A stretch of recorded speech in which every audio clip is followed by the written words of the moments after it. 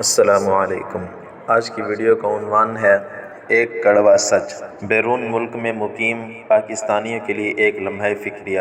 ایک صاحب جو کینیڈین نیشنل ہیں اور وہاں درسی فرائض انجام دیتے رہے ہیں، اب پاکستان واپس شفٹ ہونے کے لیے کوشاں ہیں۔ ان سے جب اس کی وجہ دریافت کی تو ان کے انکشافات انتہائی خوفناک تھے۔ کہنے لگے کہ کالجوں یونیورسٹیوں میں بہت کانفرنسوں میں شرکت کی، جن میں چند ایک اسلام پر بھی تھیں۔ ان میں سے ایک کانفرنس کے بعد جب کچھ پروفیسر اور دیگر بیٹھے کھانے پینے میں مشغول تھے اور گپیں لگ رہی تھیں تو باتوں باتوں میں انہوں نے پوچھا کہ آپ لوگ اسلام کے اتنے پیچھے بھی ہیں اور مسلمان ملکوں کے لوگوں کو نیشنلٹی بھی دیتے ہیں؟ تو ایک پروفیسر بولا کہ ہم مسلمانوں کو نیشنلٹی دیتے ہیں، وہ یہاں آتے ہیں، ہماری خدمت کرتے ہیں اور اس کے بدلے معاوضے کو اپنا اعلیٰ کیریئر مانتے ہیں۔ جیسے آپ آئے ہیں، آپ یہاں ہماری حکومت کی نوکری کر رہے ہیں اور ہمارے بچوں کو وہ پڑھا رہے ہیں جو ہم پڑھوانا چاہتے ہیں۔ اس کے بدلے آپ کو اچھی تنخواہ ملتی ہے اور آپ فیملی سمیت اچھی زندگی گزار رہے ہیں، جو پیچھے آپ کے دیگر لوگوں کے لیے بڑی کشش رکھتی ہے اور ان میں بہت سے ہماری نوکریوں کے لیے تیار ہو رہے ہیں۔ یہ ہمارا پہلا مقصد ہے۔ اور دوسرا یہ ہے کہ آپ جیسے زیادہ تر لوگ اپنے مذہب پر قائم رہیں گے، پر کیا آپ کو لگتا ہے کہ آپ کی اگلی نسل بھی آپ جیسی مذہب پر قائم رہنے والی ہوگی؟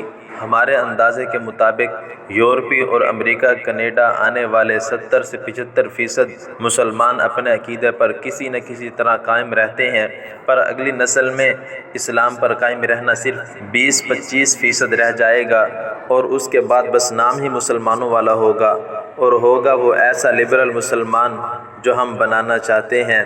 اس لیے ہماری نظر تم لوگوں کی تیسری اور چوتھی نسل پر ہے جو صرف نام کی مسلمان ہوگی۔ ہمارا پہلا مقصد تمہارے اعلیٰ دماغوں کو اچھے کیریئر کا لالچ دے کر اپنا غلام بنانا ہے، اور یہ کیریئر ہماری نوکری کے بدلے ہے، کوئی مفت میں نہیں ہے۔ دوسرا مقصد تمہاری نسلوں سے اسلام کو نکالنا ہے اور لبرل اسلام کو لانا ہے، اور یہ کام تمہاری آنے والی نسلیں خود کریں گی۔ وہ صاحب کہنے لگے کہ اس انگریز پروفیسر کی باتیں سن کر میں نے جب اپنے بچوں کا تجزیہ کیا تو یہ دیکھ کر حیران رہ گیا کہ اس پروفیسر کی باتیں اور اندازے ناقابل یقین حد تک درست ہیں۔ مجھے اپنے بچوں میں دنیاوی معاملات میں کیریئر بنانے کی، آگے بڑھنے کی اور اس ماحول میں رچ بس جانے کی لگن نظر آئی، اور نہیں نظر آیا تو دین نظر نہیں آیا۔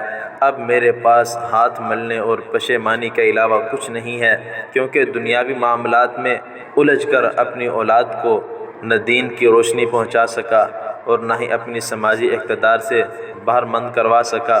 اب واپس جانا پڑا تو خود ہی جا سکتا ہوں، کیونکہ اولاد تو کینیڈین شہری ہے اور ان پر اب میرا کوئی زور نہیں۔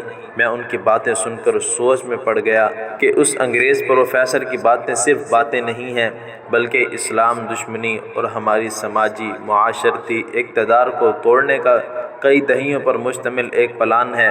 80-90 کی دہائی تک پرائیویٹ سکولوں میں داخلے کو اچھا نہیں سمجھا جاتا تھا، پھر ہوا کہ رخ بدلا گیا اور اب سرکاری سکولوں میں داخلے کو نیچ سمجھا جاتا ہے، کیونکہ اس کا نظام برباد کر دیا گیا۔ انگریز نے ہمارے تعلیمی نظام کو ایسا بنوا دیا، سرکاری سکولوں میں انگریزوں کے پالتوں کے ووٹروں اور سپورٹروں کی کھیپ تیار ہو، اور پرائیویٹ سکولوں میں اچھے کیریئر کا لالچ دے کر اپنی خدمت کے لیے غلاموں کو تیار کیا جا سکے، اور ان غلاموں کے ذہنوں میں نقش ہو کہ انگریز ان سے افضل ہے۔ آج کل کے حالات میں اپنی استعداد کے مطابق بچوں کو اعلیٰ تعلیم دلوانا بہت ضروری ہے، پر ان پر نظر رکھنا کہیں کوئی غلط عقیدہ یا نظریہ تو ان کے دماغوں میں نہیں ڈالا جا رہا، یہ بھی بہت ضروری ہے، اور ان کو دینی تعلیم دلوانا ہم پر لاگو ہے، سکولوں کالجوں پر نہیں۔ اس لیے ان کی دینی تعلیم و تربیت کا بندوبست کرنا اشد ضروری ہے۔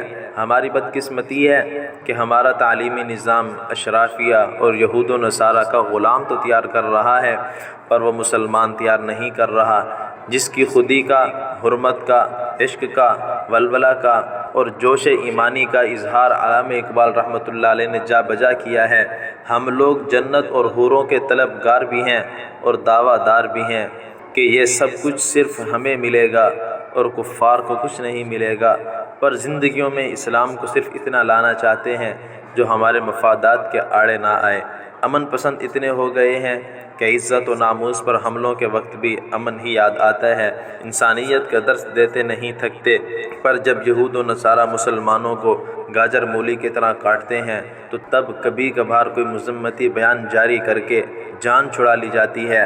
تاریخ اٹھا کر دیکھ لی جائے، 1952 کی پہلی تاریخ ختم نبوت سے لے کر آج تک ہر لیڈر اور حاکم میں اسلام اور عشاق کے لیے بغض اور کفار کو گستاخیوں کے لیے ہمدردی نظر آتی ہے۔ بدقسمتی سے ہزاروں لاکھوں کلمہ گو علماء اور نام نہاد عشاق بھی ان لیڈروں حاکموں کے ساتھی بن جاتے ہیں، اس لیے ہی آج قوم ذلت اور رسوائی کی گہرائیوں میں ڈوب چکی ہے۔ اسلامی تاریخ واضح بتا رہی ہے کہ عزت صرف اس کی ہوئی جس نے عزت و ناموس اور ختم نبوت پر پہرا دیا، اور وہی قوم کامیاب ہوئی جو دین حق اسلام کے قوانین پر چلی۔ بچوں کو اعلیٰ سے اعلیٰ تعلیم دلوائیں، پر اس کے ساتھ ساتھ اچھا مسلمان بھی بنائیے۔ اگر آج کی ویڈیو آپ کو اچھی لگی ہے تو لائک کریں اور چینل کو ضرور سبسکرائب کیجیے گا۔ شکریہ۔